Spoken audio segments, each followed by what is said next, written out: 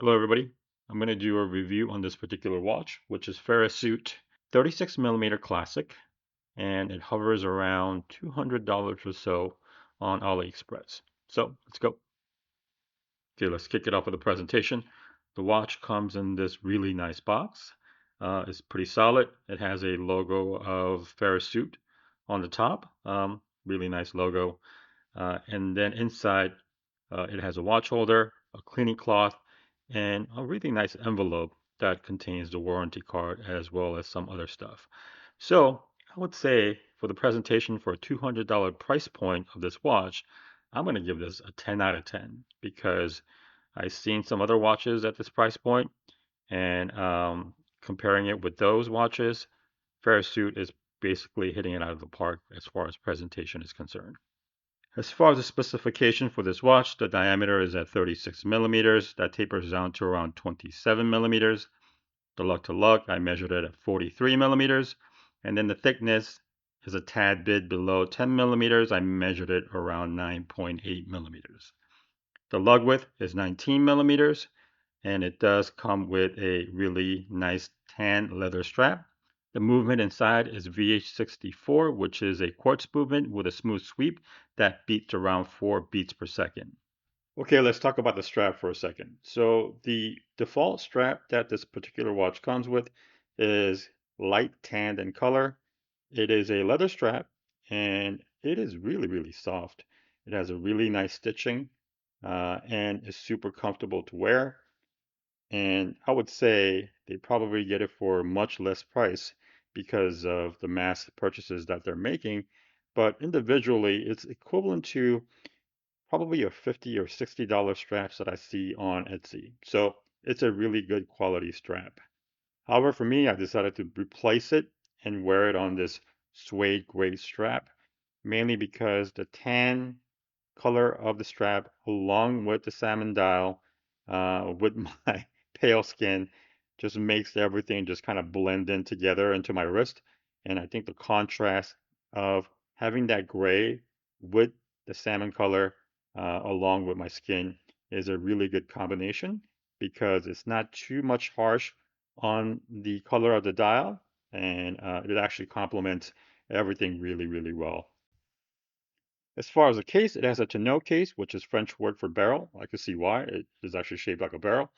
And I also see the reasons as to why this particular watch shape is very popular because it serves as a really good middle ground between the everyday circular shape that you see on watches versus, the oddity, very sharp square watches that you see once in a while. And as far as the details of the case, it has polishing, a really good polishing, I might add, on the front and the side of the watch. And on the back is brushed with a solid case back with Farasute engraved. Now, also on the back, an engraving, it says water resistant. Maybe that means that you need to resist getting this watch anywhere near the water because I don't think this is water resistant. It has a push-pull crown. It doesn't screw down. So I would resist on getting this watch anywhere near H2O. Additionally, the crystal is a sapphire crystal. It is slightly curved, as you could see. And then the AR coating is pretty magnificent on this particular watch because you are able to see the dial visibility pretty much from all the angles. I don't know if it's mainly due to the actual little curvature of the sapphire that's kind of blocking off the sunlight, or just the AR coating that is applied on this watch. But the visibility on this particular watch from the crystal standpoint in getting the details of the dial is fantastic. So if there is a con in the vicinity of the case, it has to do with the crown. The crown, I don't mind the size or the shape, it's fairly large, but it's that infinity stone looking thing on the top of the crown, which I really don't like. It just looks like a kid's toy that has been added onto a really, really classy looking watch. And I think it just brings down the overall aesthetics of the watch. And I would much prefer that we just get rid of it. Now to my favorite part, which is the dial. I have the salmon dial. It has a sunbird's pattern that goes all the way out to the edge. And because of the clarity of the crystals that I mentioned before, you are able to see this particular pattern on variety of settings without the haze blocking it. So the sunburst pattern that exists within this dial is fairly visible, and it's not really hidden away from view, much like on other watches. There is a large Roman numeral 12 on the top, as well as Farasute logo and the word classic on the bottom. There is a date indicator on the right, as well as the day indicator on the left. Now, you have to be Cyclops from Marvels to actually see the date and the date on this watch because it's so small. I would just classify as a design rather than being an actual useful tool because the date and the date indicator is so minuscule. Additionally, there is a applied circular, almost pearl-like hour markers that exist with the exception of the hour number 3 and number 9. And I think it's a very subjective taste as far as whether you like that design or not. I kind of like it mainly because it kind of works with the heavy polishing on the case and it adds a little bit of a bling, and I always like a little bit of bling. In the salmon dial and in the white dial, it has brigade hands in black that adds a little bit of class. And in the black dial version of this particular watch, it has a white brigade hands that contrasts with the color of the dial. Okay, let me talk about the movement quickly. Unlike the watch, it is homaging, which is Cartier One Push Chrono, reference number 2396. Farasute Classic is utilizing VH64, which is a quartz movement with a smooth sweep, as I talked about it before on the specs. It beats at 4 beats per second.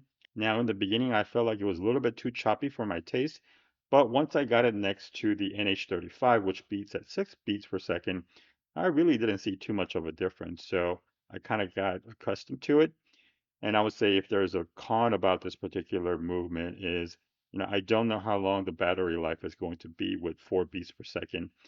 Now, it is advertised as having 2 years of battery life, whereas regular quartz tends to have around 3 to 5 years. And if it's being advertised as having 2 years, I would probably estimate somewhere around 1 to 1.5 years max for this particular battery, which is a hassle for some people who don't like to actually open up the watch and have to take it to a watch dealer to get it replaced. Furthermore, on the movement is a push-pull crown. The first step of the pull is you are able to adjust the date. And on the second step, which is the final step of the pull, you are able to adjust the hours with hacking. Now, if you want to adjust the actual day, you are going to have to rotate the hours all the way past midnight to move on to the next day. So it might be a hassle for people who have an owl-like vision where they are able to see the day and the date on this watch. But for normal human beings like myself, I just use those two indicator as a more of a design pattern that exists in the watch that kind of fills up the dial rather than actual useful indicators. In conclusion, I think this watch is amazing watch for 200 US dollars. The presentation that the watch comes in is top notch for the price point. The dial and clarity is fantastic. Case shape and the size is perfect for people with slimmer wrist and is super comfortable to wear. That was like Flossie Cotter with a major go, but is really comfortable. And I would say combination of all those three things makes it really worthwhile to get this watch on your wrist. Now, the Infinity Stone crown, that needs to go. And I would say that an improvement that could be made on this watch is that knowing how great this particular watch is, now that I got to try it out, I would have preferred to pay a premium and then not have the VH64 quartz movement with 4 beats per second. If it's something like a PT5000 with a smoother sweep, that is an automatic movement, and then if I have to pay 50 or 60 or maybe even $70 more for that movement to get fit into this particular watch, I would have totally have done it after experiencing this Farasute Classic. So I would wait for maybe 11/11. I'm making this on early November before the 11/11 sale. But if you are able to get this watch on sale, on 11/11 sale on AliExpress, do it. Don't question it, just do it. It's just a matter of which color you're going to get between the salmon, black, and the white. So that's it. If you have any questions, leave a comment and peace.